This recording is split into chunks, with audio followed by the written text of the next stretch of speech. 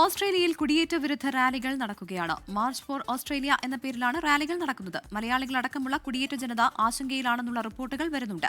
വിശദവിവരങ്ങളുമായി ഓസ്ട്രേലിയയിൽ നിന്നും സ്വരാജ് സെബാസ്റ്റ്യൻ തയ്യാറാക്കിയ റിപ്പോർട്ട്.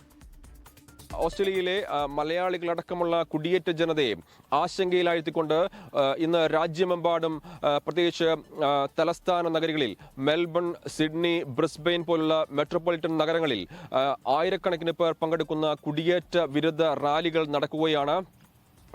രാജ്യത്ത് വർദ്ധിച്ചു വരുന്ന കുടിയേറ്റം തടയുന്നതിൽ സർക്കാർ പരാജയപ്പെട്ടു. രാജ്യത്തിന്റെ സമ്പദ്ഘടനയെ വർദ്ധിച്ചു വരുന്ന കുടിയേറ്റം ബാധിക്കുന്നു തുടങ്ങിയ ആരോപണങ്ങൾ ഉന്നയിച്ചുകൊണ്ടാണ് ഇത്തരത്തിലുള്ള കുടിയേറ്റ വിരുദ്ധ റാലികൾ മാർച്ച് ഫോർ ഓസ്ട്രേലിയ എന്നുള്ള പേരിൽ രാജ്യമെമ്പാടും നടന്നുകൊണ്ടിരിക്കുന്നത്. ഈ കുടിയേറ്റ വിരുദ്ധ റാലികളുടെ ഭാഗമായി കഴിഞ്ഞ 1-2 ആഴ്ചകളായി സോഷ്യൽ മീഡിയയിൽ വലിയ ക്യാമ്പയിനായിരുന്നു, വലിയ പ്രചരണമായിരുന്നു. അതിന് വലിയ സ്വീകാര്യതയാണ് കിട്ടിയത്.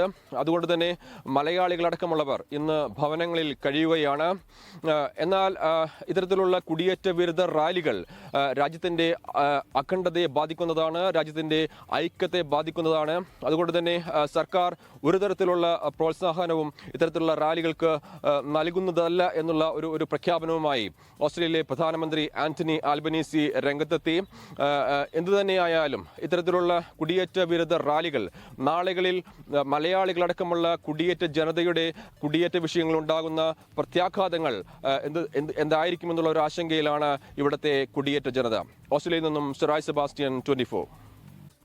ലോകത്തെവിടെയായാലും ഏത് സമയത്തും 24 വാർത്തകളും ഓഗ്മെന്റഡ് റിയാലിറ്റി പാക്കേജുകളും എക്സ്പ്ലെയിനറുകളും വിശദമായി കാണാൻ ഞങ്ങളുടെ യൂട്യൂബ് ചാനൽ നിങ്ങൾക്ക് സബ്സ്ക്രൈബ് ചെയ്യാം.